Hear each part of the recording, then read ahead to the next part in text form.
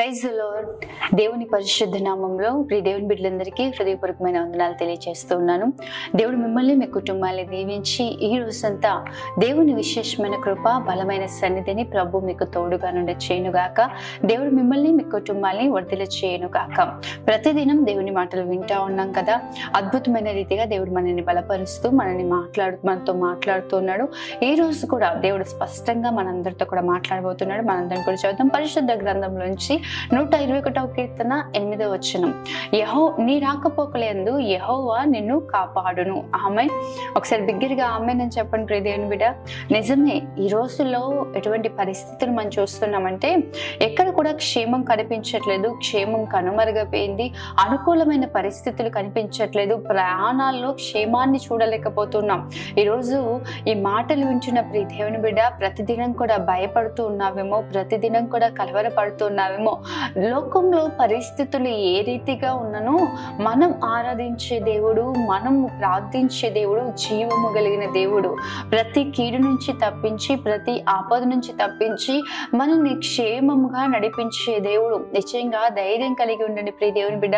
దేవుడు ఎంత స్పష్టంగా మాట్లాడుతున్నచ్చండి, నీ రాకపోకలందు నిన్ను కాపాడుతాను అని. నిజమే, ఆపదలు అనేకమైన పొంచి ఉండొచ్చు. ఆపద ఎటువైపు నుంచి వస్తుందో మనకు తెలియకపోతుండొచ్చు, కానీ మనల్ని కాపాడే దేవుడు ఎలా మనల్ని కాపాడతాడంటే కన్ని గుడ్డునంట కంటి రెప్ప కాపాడినట్లుగా. ఎందుకు ఈ మాట చెప్తున్నానంటే, నిన్ను ముట్టినవాడు నా కనుగుడ్డుని ముట్టిన వాడగును అని ప్రభు మాట్లాడుతూ ఉంటాడు. కనుపాపలా మనల్ని కాపాడుతున్నాడని దేవుని వాక్యం సెలవిస్తూ ఉంది. నిజమే ప్రియ దేవుని బిడ్డ, మన దేవుడు మనల్ని కంటి కనుపాప వలె కాపాడుతూ ఉన్నాడు. లోకంలో ఎన్ని శ్రమలు కలిగినా, ఎవరికి ఎటువంటి ఆపదలు కలిగినా ప్రభు చిత్తం లేకుండా, ప్రభు ప్రణాళిక లేకుండా నీ దగ్గరికి ఏ హాని కూడా దరి చేరదు. నిశ్చయంగా ధైర్యం తెచ్చుకొని ప్రభు సన్నిధిలో నిలబడి ప్రియ దేవుని బిడ్డ, దేవుని చిత్తానుసారంగా జీవించు, దేవుని అనుసరించి దేవుని మార్గంలో జీవించు. ద్వితీయోపదేశకాండం 28వ అధ్యాయంలో మనం చూసినట్లయితే చక్కటి మాటలు ఉంటాయి. ఏమని అంటే, నువ్వు లోపలికి వచ్చినప్పుడు దీవింపబడతావు, బయటికి వెళ్ళినప్పుడు దీవింపబడతావు. నిజమే, దేవుడు మనల్ని ఎలా కాపాడతాడంటే, మనం ఎక్కడ ఉన్నా దేవుడు మనల్ని దీవెనకరంగా ఉంచుతాడు. మన ప్రాణంలో ప్రభు క్షేమాన్ని ఇస్తాడు. మన పనుల్లో దేవుడు క్షేమాన్ని నెరవేరుస్తాడు. నిశ్చయంగా ఈరోజు ఎటువంటి పరిస్థితులు మనం చూస్తున్నామంటే, ఒక మనిషి ఒక వ్యక్తి నడుచుకుంటూనే వెళ్తూ ఉన్నాడు, కుప్పకూలి చనిపోతా ఉన్నాడు. ఈరోజు క్షేమం కనుమరుగైపోయింది. ఆపదలే కనిపిస్తా ఉన్నాయి. క్షేమకరమైన పరిస్థితులు ఎక్కడ కూడా కనిపించట్లేదు.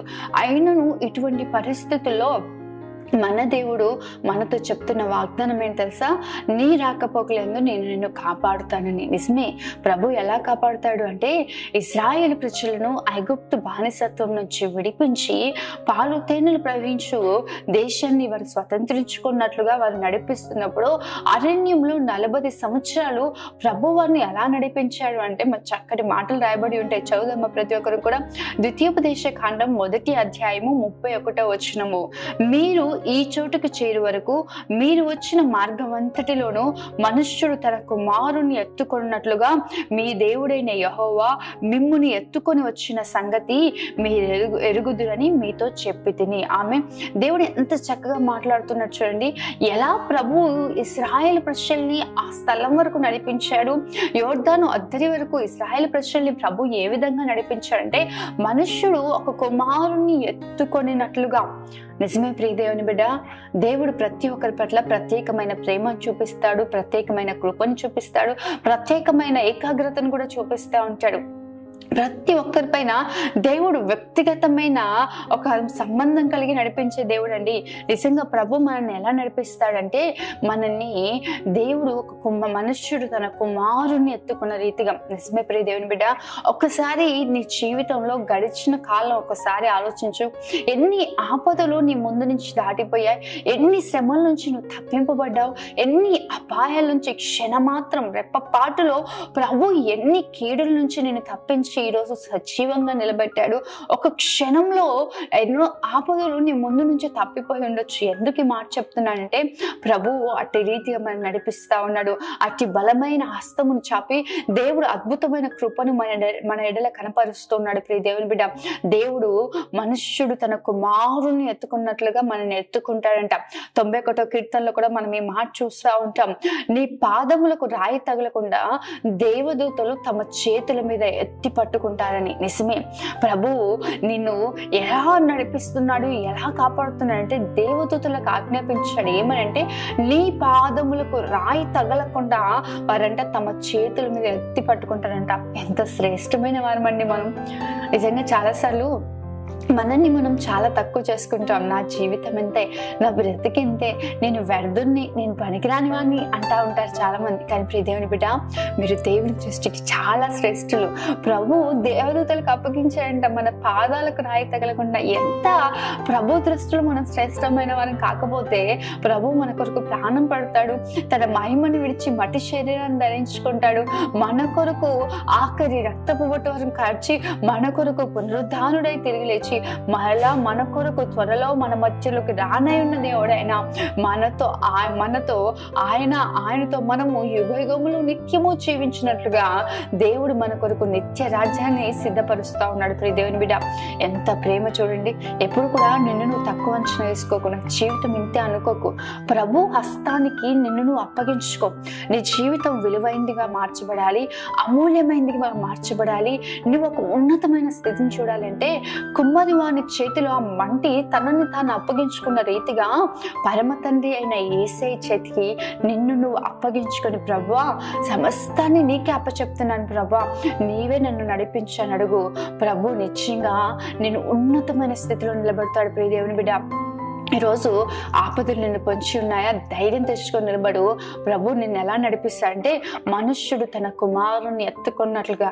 అప్పుడంటే ఇశ్రాయేలు ప్రజలను నడిపించాడండి, ఇప్పుడు మమ్మల్ని కూడా నడిపిస్తాడా? ఇప్పుడు మాతో కూడా అలాగే ప్రభు తోడుగా ఉంటాడా అంటే నిశ్చయంగా దేవుని బాహుబలం తక్కువ కాదు. ప్రియ దేవుని బిడ్డ, హెబ్రీలకు రాసిన పత్రిక 13వ అధ్యాయం 8వ వచనంలో మనం చూసినట్లయితే యేసుక్రీస్తు నిన్న నేడు ఒక్కటే రీతిగా ఉన్నాడు, ఆయన యుగ యుగంలో అలాగే ఉంటాడు. నిజమే, ప్రభు ఏకరీతిగా ఉండే దేవుడు. ఆ దినమున ఇశ్రాయేలు ప్రజల పట్ల తన బాహువును చాపి ఎలాంటి అద్భుతాలు అయితే చేశాడో అటువంటి అద్భుతాలు ప్రభు తిరిగి మరలా మన జీవితాల్లో ప్రభు జరిగించే దేవుడు. ప్రభు మన ఎడల కూడా అంతకంటే గొప్ప కార్యాలు మన ఎడల కూడా దేవుడు చేయగలిగిన దేవుడు అయి ఉన్నాడు. ప్రియ దేవుని బిడ్డ, ధైర్యం తెచ్చుకో. ఆయన ఏకరీతిగా ఉంటాడు, ఆయన ఏకరీతిగా ప్రేమిస్తాడు. అదే రీతిగా మనం చూసినట్లయితే మత్తయి సువార్త 28వ అధ్యాయం 20వ వచనం చూసినట్లయితే ఇదిగో యుగ సమాప్తి వరకు సదాకాలం మీతో కూడా ఉంటానని వారితో చెప్పాడంట. నిజమే, దేవుడు యుగ సమాప్తి వరకు సదాకాలం మనతో ఉండే దేవుడు. దేవుడు తన ప్రజలను ఎడబాయువాడు కాదు, విడిచిపెట్టేవాడు కాదు.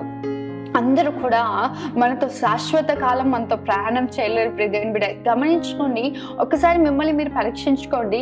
మీ రోజులు గతిస్తున్న కొద్దీ మనుషులు మీతో గతకాలం ఉన్నవారు ఇప్పుడు లేకపోయి ఉండొచ్చు, గతకాలంలో ఉన్నవారు ఇక మీదట ఉంటారని మీరు చెప్పలేకపోతుండొచ్చు, ఇప్పుడున్నవారు కూడా ఎన్ని రోజులు మీతో ఉంటారు అన్నది కూడా చెప్పలేము. కానీ ప్రభు యుగ సమాప్తి వరకు సదాకాలము మనతో ఉండే దేవుడు, నిత్యము మనతో నివసించే దేవుడు, నిత్యము మనల్ని నడిపించే దేవుడు.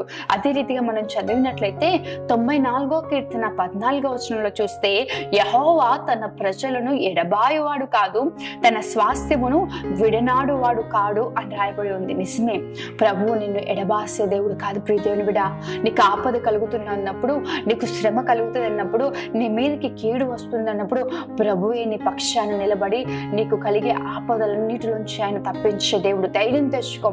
ఈరోజు పరిస్థితులు చూసి భయపడుకో. ఏదో ఒక మాటలు విన్నావేమో, ఏదో ఒక న్యూస్ విన్నావేమో, అమ్మో ఇలా జరిగిందా అని కంగారు పడకు, కలవరపడకు.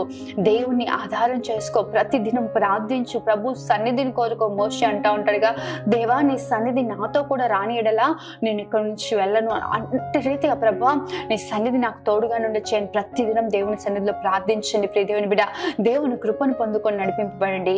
నీ రాకపోకలు యందు దేవుడే నేను కాపాడి నీకు క్షేమాన్ని అనుగ్రహిస్తాడు. ఆమేన్. ప్రార్థన చేసుకుందాం. మహోన్నతుడైన తండ్రి, సర్వశక్తిమంతుడైన దేవ, సర్వాధికారి నీకే వందనాలు, స్తోత్రాలు ప్రభువా. ఎంత చక్కటి మాటలు మాతో మాట్లాడారు ప్రభువా. ఈ మాటల్ని బట్టి నీ నామాన్ని స్తుతిస్తూ ఉన్నాం తండ్రి. ఎంతమంది అయితే ఈ మాటలు విన్నారో వారందరి జీవితాల్లో ఈ వాగ్దానాలను నెరవేర్చండి ప్రభువా. అయా వారి రాకపోకల్లో తోడుగా ఉండండి, ప్రయాణాల్లో తోడుగా ఉండండి, క్షేమాన్ని దయచండి, కృపను అనుగ్రహించండి. బలిష్టమైన నీ హస్తమును చాచి అద్భుతమైన గొప్ప కార్యాలు జరిగించమని ప్రార్థిస్తున్నాం తండ్రి. బిడ్డల చుట్టూ, వారి ప్రయాణాల చుట్టూ, వారి వాహనాల చుట్టూ నీ కాపుదల నుంచి క్షేమాన్ని దయచేయమని. అపవాది ఎన్ని రకాల ఆపదలు వారి కొరకు సిద్ధపరిచి ఉన్నా, ఎన్ని రకాల సమస్యలు పొంచున్నా, వాటన్నిటి నుంచి నీ ప్రజలను మీరే తప్పించి క్షేమాన్ని దయచేయండి ప్రభా. ఈ రోజంతను నీ బిడ్డలకు మీరు తోడుగా ఉండమని, నీ బలమైన సన్నిధిని తోడుగా ఉండచేయమని, వారిని, వారి కుటుంబాన్ని, వారి కలిగిన సమస్తాన్ని ఆశీర్వదించమని యేసు పరిశుద్ధ నామములో అడిగి వేడుకుంటున్నాను తండ్రి. ఆమేన్. దేవుడు మిమ్మల్ని, మీ కుటుంబాన్ని దీవించును గాక. ఈ రోజంతా దేవుని సన్నిధి మీకు తోడుగా ఉండి మిమ్మల్ని నడిపించును గాక. ఆమేన్. God bless you.